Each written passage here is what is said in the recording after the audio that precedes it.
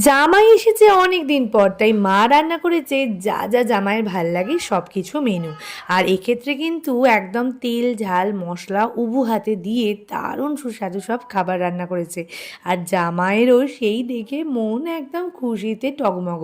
আসলে আমার বর সেই রাতটুকুনি শ্বশুরবাড়িতে ছিল, তারপরে তো ব্যাঙ্গালোরের উদ্দেশ্যে রওনা দিয়েছেই। তাই এক রাতে যদি এমন কিছু রান্না করা যায় যা 1 বছরের কষ্ট দূর করবে, তাহলে আর দুঃখ কিসের। সব রকম প্রসেস, সব রকম মেনু একদম হাজির হয়ে গেছে। আর আমার বড় একদম দিল খুশ করে তবেই বাড়ি গিয়েছে, বাড়ি বললে ভুল হবে, ব্যাঙ্গালোরে গিয়েছে। তো এই ছিল আমার সেই দিনের লাঞ্চের মেনু।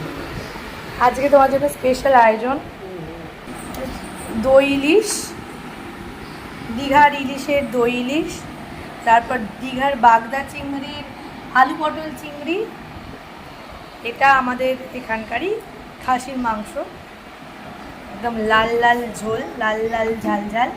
আর তার সঙ্গে এটা কি আমের চাটনি আর গরম ভাত। এই হচ্ছে জামাই আদরের খাবার দাবার। জামাই ষষ্ঠী, হ্যাঁ জামাই ষষ্ঠী নেই, তাই জামাই ষষ্ঠীর খাবার এখনই। চলো, জামাই বসে পড়েছিল খেতে আর আমিও তার পাশে বসে পড়েছি আমার থালা সাজিয়ে। আজকে এলাম, দেখা হবে আবার অন্য কোনো ভিডিও। ততক্ষণ সবাই ভালো থেকো, সুস্থ থেকো, টাটা।